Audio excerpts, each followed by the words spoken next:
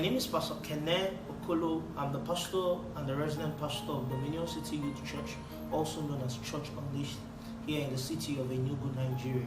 And I'm going to be talking about the fatherhood relationship series. And I'm going to be dealing on 4 major questions. And I'm going to kick off with talking about who is a spiritual father. Now, you need to get something right. Whenever we talk about spiritual fatherhood, and a lot of young people, a lot of people have different questions, different objections, a whole lot of things. But you need to understand something, that God builds in a dual system.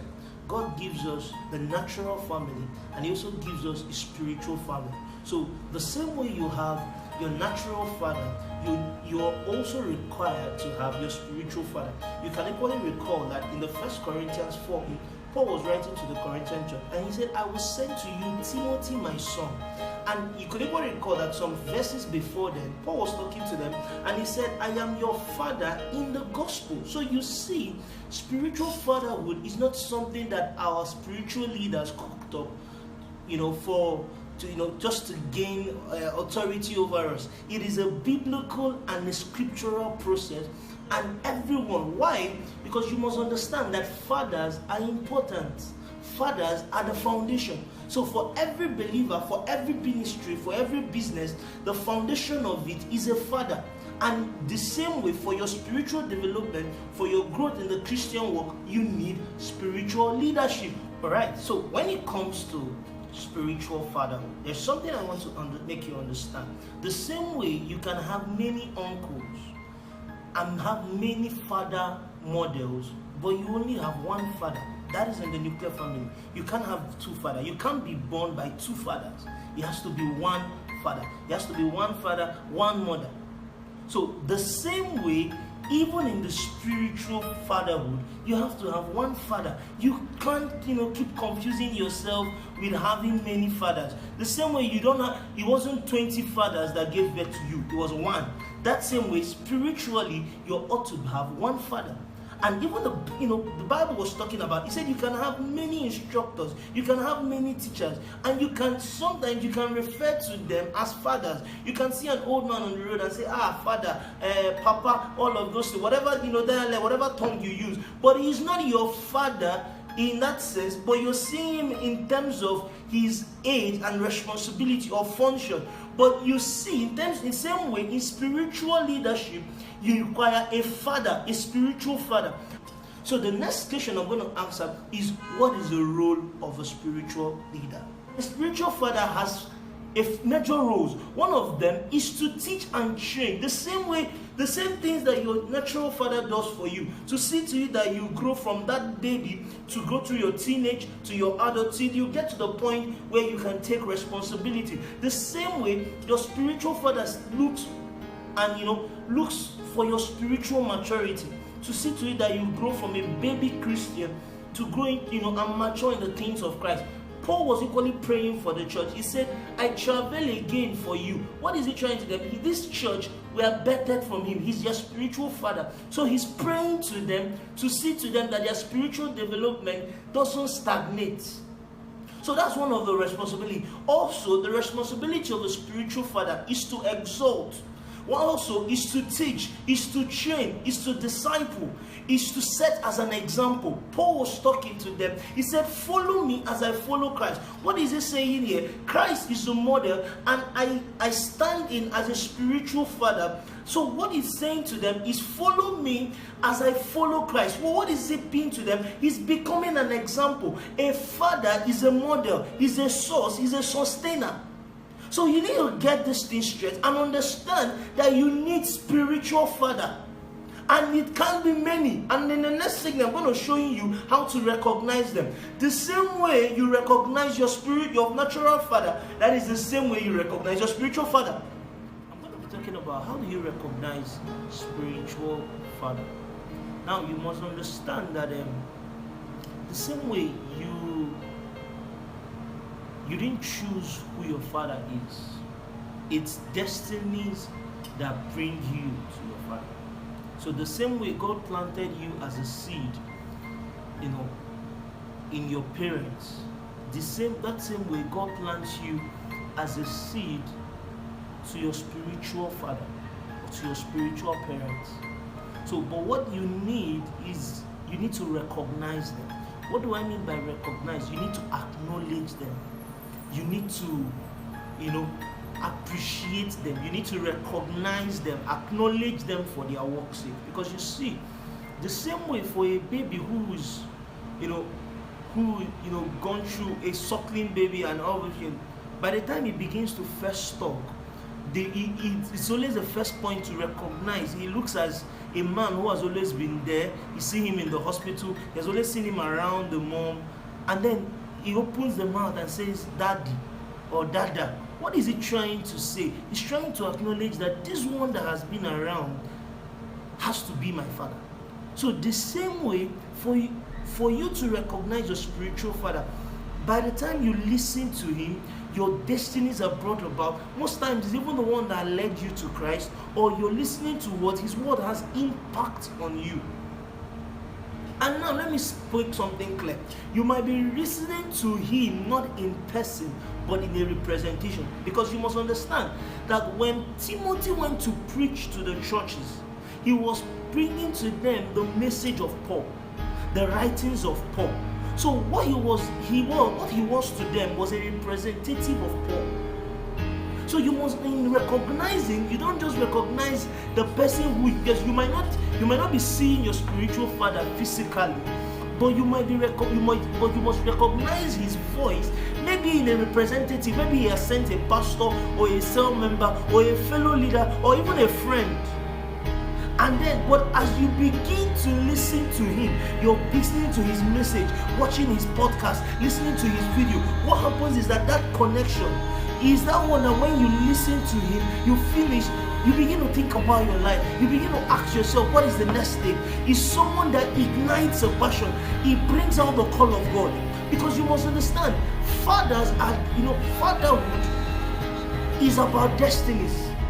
My pastor will always say something, that God gives you father to take you further in life. So when your father is that one, when you listen to him, when you come in contact with people who have met him, or you come in contact with him in person, something happens in your destiny. A shifting occurs. But you see, you don't begin to reap, because every father carries a blessing. But if you won't begin to reap from that blessing, or you won't begin to reap from the blessings or the privilege or whatever that runs into that family, because you see, the same way they have an ancestral cause, they have an ancestral blessing, and ancestral blessings spiritually are being passed down through fathers. So if you don't recognize him, you lose out. You lose out of the spiritual blessing, you lose out of the mandate, you lose out of the call of God for your life. Because you must understand, we are all God. The Bible says God places the solitary in family. God always builds in the family system. You can't be hanging as a believer. You can't be hanging in your Christian walk. You must be connected to a family. And in that family, there must be a spiritual father. So you can't be jumping from here and there. You might be listening to voices, but you must always recognize the voice of your father. A popular explanation to a story that I will use to explain this. There was a fire burning in a building, and the firemen looked up and saw a baby. And they talked up and said, baby jump, with a megaphone. And the baby was like, a fire is burning and you're asking me to jump. I think she was on the 15th floor of the building. And she couldn't jump.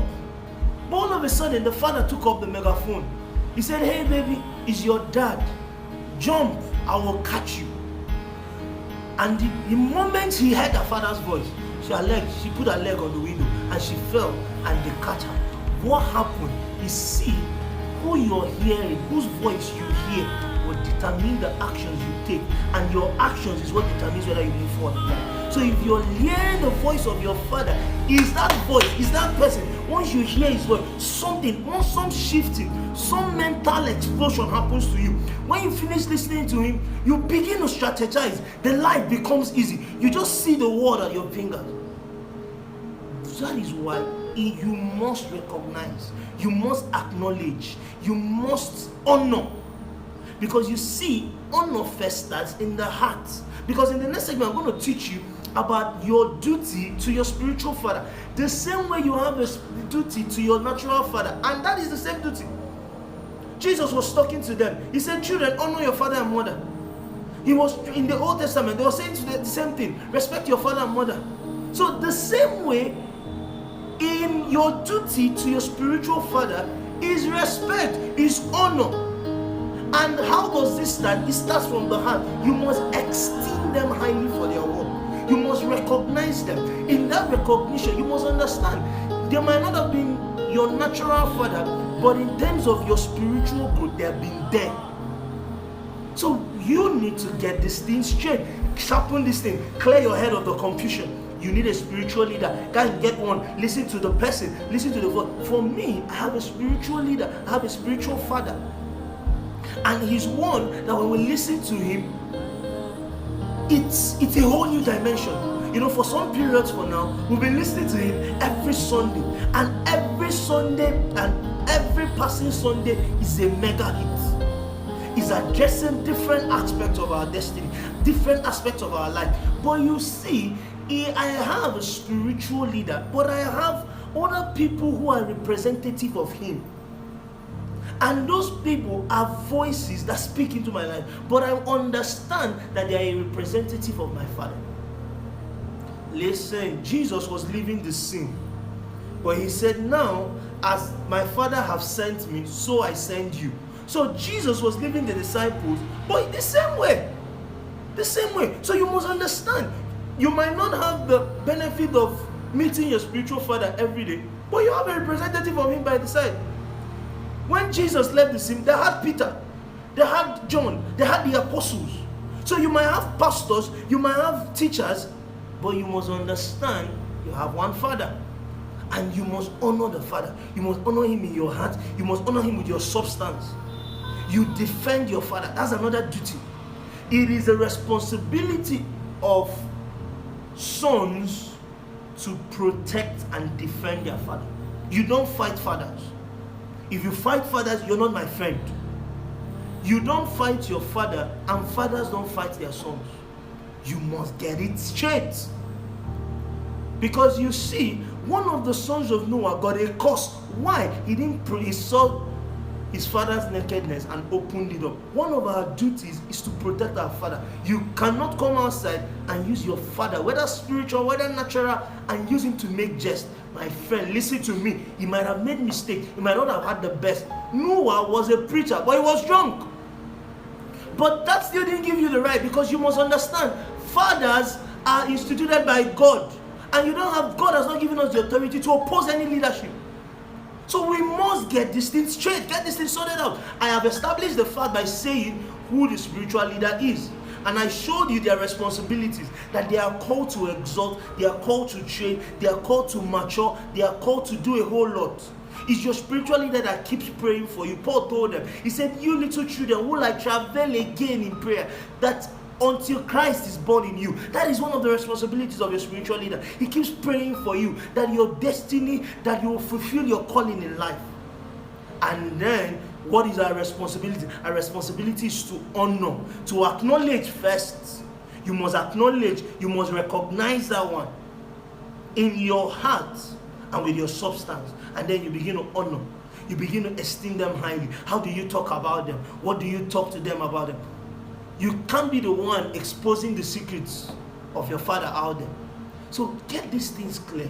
Get this thing studied anyhow. Clear the confusions from your head. I hope you've enjoyed this series. A whole lot is going to be followed. Follow the YouTube channel. Subscribe to it. A whole lot. Mega things are coming here. I trust these channels, and believe me, as we begin to build in it, you're going to see mega progress in your life. God bless you, and thank you for having me here.